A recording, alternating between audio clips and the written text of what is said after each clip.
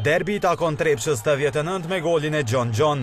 Në stadiumin Riza Lushta në Mitrovic, Trepça 89 ka fituar derbin ndaj skuadrës së Prishtinës. Me golin e sulmuesit në formë Gjon që shënoi në minutën e 4. Në një atmosferë mjaft të mirë në Riza Lushta, vendasit e nisën takimin mbar. Mjaftuan 4 minuta që pas një kundërsulmi sulmuesi Gjon të realizoi për skuadrën nga Mitrovica.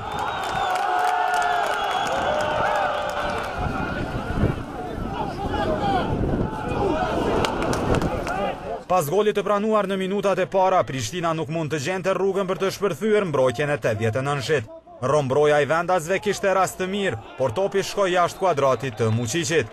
Më pas rast kishte edhe Ylber Maloku, por edhe goditja e tij shkoi jashtë. Prishtina rastin më të mirë në pjesën e parë pati me sulmuesin Basit Kalid, por ishte Bledar Hajdini që priti goditjen e tij. Në fillim të pjesës së dytë, Prishtina ishte më kërkuese, por me kalimin e minutave, 89 mori gjithçka nën kontroll. Po toku deportoi mirë në zonë, ai dha një pasim të mirë për Gjon i cili nuk ju përgjegj në mënyrën më të mirë. Gjon kishte rast edhe më vonë, por i vetëm dështoi para portierit Muçiçi, edhe pse depërtoi mirë në zonë.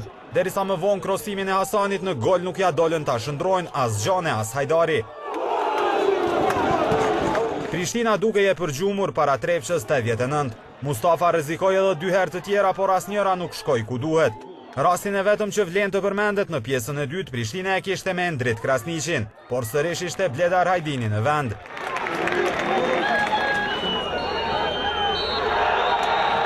Një gol i mjaftoi 89-shit ta fitoi takimin dhe të shkëputet në 9 pikë nga Prishtina, e pozitës së dytë.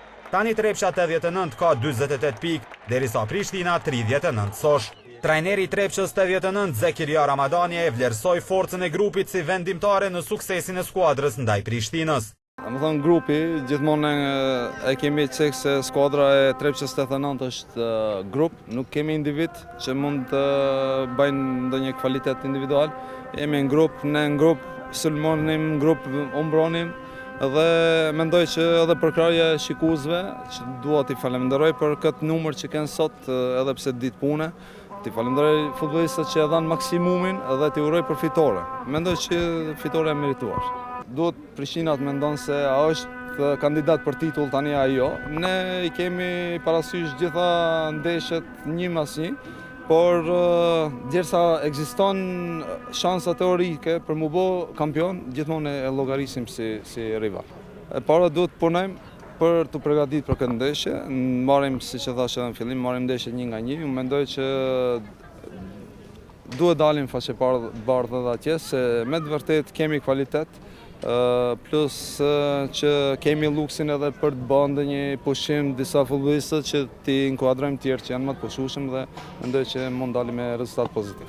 Trajneri i Prishtinës, Lutz Lindemann, kritikoi ashpër paraqitjen e djemve të tij.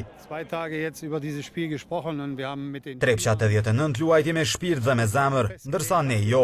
Futbollistët e mi nuk luajtën me zemër dhe nuk e deshën fitoren si ata. Me paraqitje të tilla, normalisht që s'mund të luftohet për titull.